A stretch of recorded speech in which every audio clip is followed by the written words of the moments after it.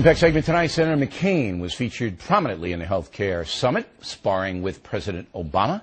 But back home in Arizona, Mr. McCain has a challenge from former Republican Congressman J.D. Hayworth. The Republican senatorial primary is in August.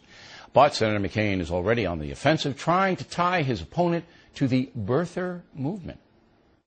Obama is completely illegitimate for U.S. presidency for two reasons. Not only because he did not provide the place of his birth, but also because both parents have to be U.S. citizens.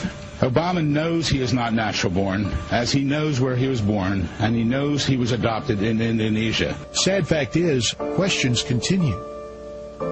And until President Obama signs his name, and in fact has the records revealed, the questions will remain. The only difference between these people?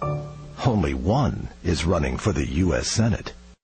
Now, that ad appeared on Senator McCain's website. Joining us now from Phoenix is J.D. Hayworth. So are you a birther guy, J.D.? Bill, no. I'm a broadcaster.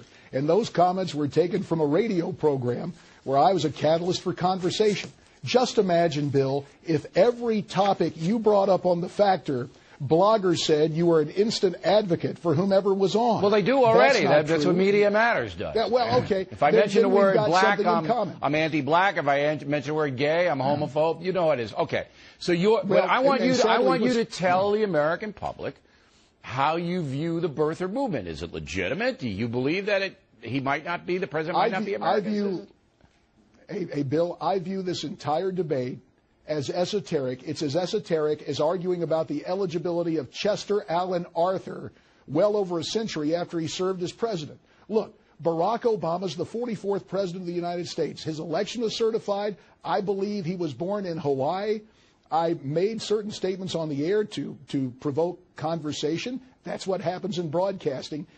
Sadly, Senator McCain is involved in the politics of distortion and distraction. I can understand why. He doesn't want people talking about his bailout vote that included $150 billion in earmarks. He doesn't want us talking about the fact he voted against the Bush tax cuts that I helped write. And he doesn't want us talking about his amnesty that would have cost American taxpayers $2.6 trillion in retirement benefits alone, according to the Heritage Foundation. Now, so this is politics based on distortion and distraction, and I'm happy to set the record straight. Obviously running to the right of Senator McCain.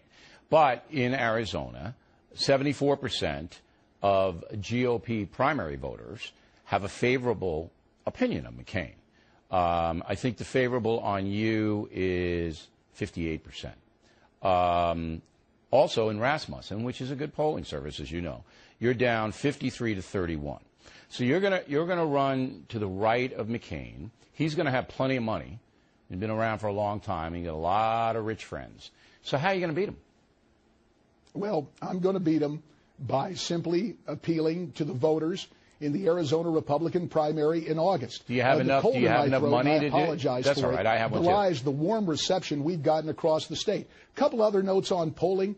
Bill, you may recall that in October of last year, over 60% of Arizona Republicans said they did not believe John McCain shared their basic conservative values. That was followed the next month with the poll heard around the world, a Rasmussen poll that had John and me in a statistical dead heat. But you've fallen back according to everything. All right, but let's talk strategy here for a minute. Let's talk strategy. All right, because you're running to the right of McCain, and he is a moderate Republican. There's no doubt about it. But in your state, you get very heavily Hispanic. That's gone way up, the Hispanic votership. And there are conservative Hispanics in the Republican Party, as you well know. They're most likely going to go for McCain. Not too many African Americans in the Senate. So I'm just wondering whether there is a coalition that you can put together to win this primary.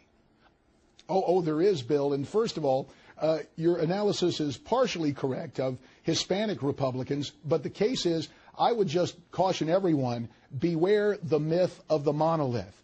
The instant notion that because someone has a Hispanic surname, they're for open borders and amnesty. Nothing can be further from the truth. Right, I understand. But Senator McCain has been a friend to the Hispanics in Arizona. I think you know that. I know that. I have too. I'm not saying you haven't. I'm not saying you haven't, I'm for border security. But you're the challenger. You see, it's always harder for the challenger.